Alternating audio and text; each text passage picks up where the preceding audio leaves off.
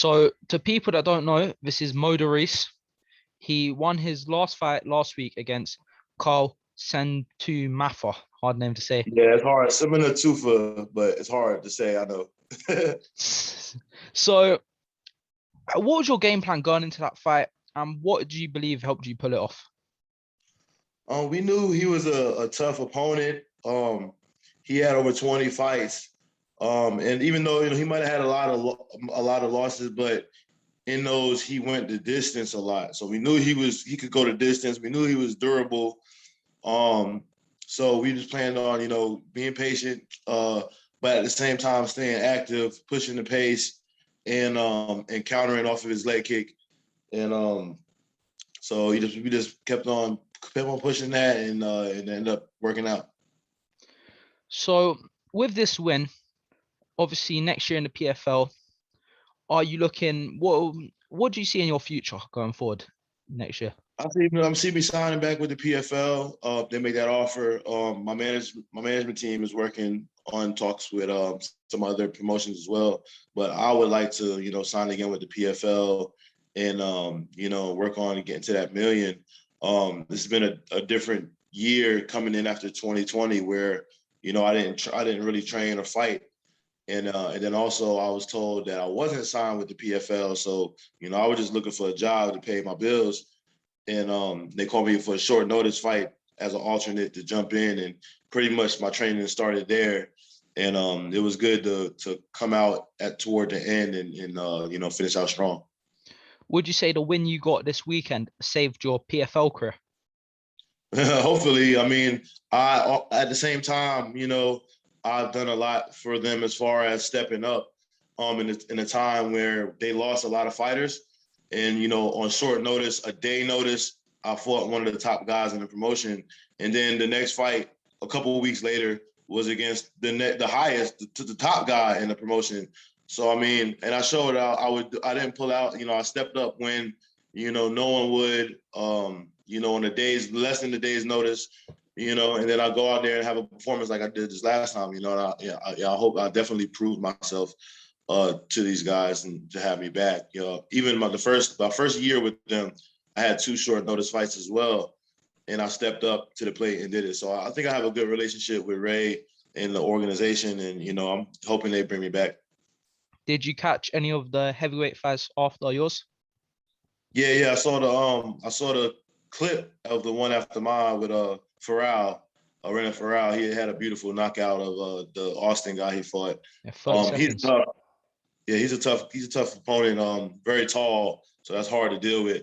So he's definitely going to be one of the top guys next year, and I'm keeping my eye on these guys. So in the finals, or not finals, semi-finals, Ante Delija beat your former opponent, Dennis Goltsov. Were you surprised Yep. by that result? Yeah, I didn't get to see the fight, and I want to look at it. But when I saw the totals, the totals showed that Gostov landed much more strikes. So I want to watch the fight. I was surprised. I'm not gonna lie, I was surprised. But I also knew that Gostov usually doesn't have to fight guys that tall as him. So I knew it would be a challenge, especially with the tools that Ante has. He's fast, he's rangy opponent, he's game opponent, and he's not scared of the grappling. So I knew it would be trouble, but I thought it would be a close fight. But I had Gostov winning, and so I gotta watch the fight. And like I said, I saw the scorecard, and Gostov had a lot more strikes landed. So I'm gonna go watch the fight and see what I think. Your former or your last loss, Bruno Yep. Capoloza, he Yep. got a win on the card as well. Were Yep. you With the surprised? Did you jab. like? Hmm? So with the jab, that was nice. Yeah, with a jab, round two. Yep. What did you think? What did you think of his performance? Did you expect him to win as well? I mean, I knew from fighting with him that he's very fast and he's relentless. But I think his speed is even faster than what you think. You know what I mean? Coming in the fight, you have to be ready for that. I knew he was fast coming into the fight. When we engaged, I was trying to get his timing down, and I made an error, and he capitalized off of it. But so I knew the challenge that his opponent was going to face. I like Jamel Jones. We fought in the Ultimate Fighter together. I know he's a great athlete, great wrestler, and possesses a lot of power. So I knew it was possible, but I just knew that the speed of Bruno was very hard to deal with, and it came through again for him. Who do you favor in the finals? Bruno. I mean, he already beat him.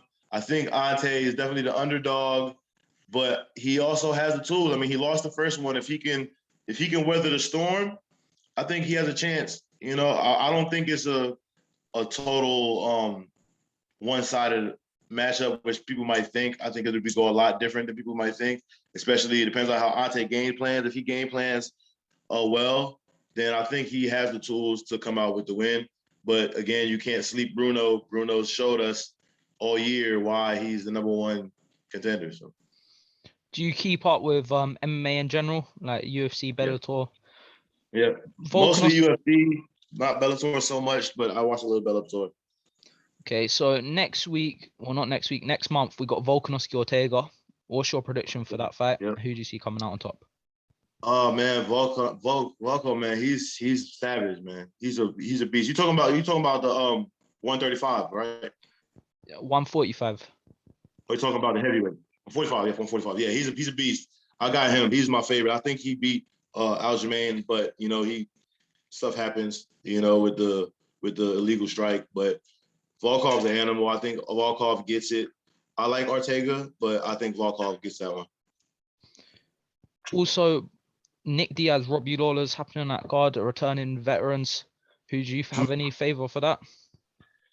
I think Diaz has just been more active lately, and with his cardio and stamina, it's hard to, if it goes long, if it goes the distance, which a lot of times it does, I definitely see him winning.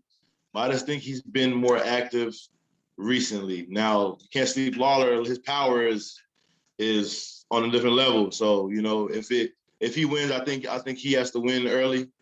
I think if it goes deep in the fight, I think Diaz pulls that out. So we're gonna probably end this in a minute, but anything you got to say to your fans before we go? Yeah, man, just thank you to my coaching staff over at Fight Sports in Daytona. They guys been with me since I was an amateur, and always, you know, had the best interest of my interest for me. I'd like to thank, you know, obviously my family, my wife, my kids, my mom, my dad for passing the fighting down to me. He's a martial artist as well. Also to my management, Iridium Sports Management, Jason House. He's done a good job getting me back into the PFL and working on, you know, get me interviews and get me out there. And just to everybody who's been supporting me, this journey's not over. We had a pandemic and things happened, but I'm back in it now, and I'm back on my grind, and I'm gonna be back up there in the top contentions like I was in 2019. Well, Mo, it's been a pleasure having you on here. Hopefully, when you get some fight news, you can get you back on. Oh yeah, yes sir. I fractured my finger when I was trying to finish him. So I don't know how soon. I'll probably take another month or two off, but I'll let you guys know whenever we get something going. Well, it's been a pleasure. Thank you for jumping on, and I'll talk to you in a bit.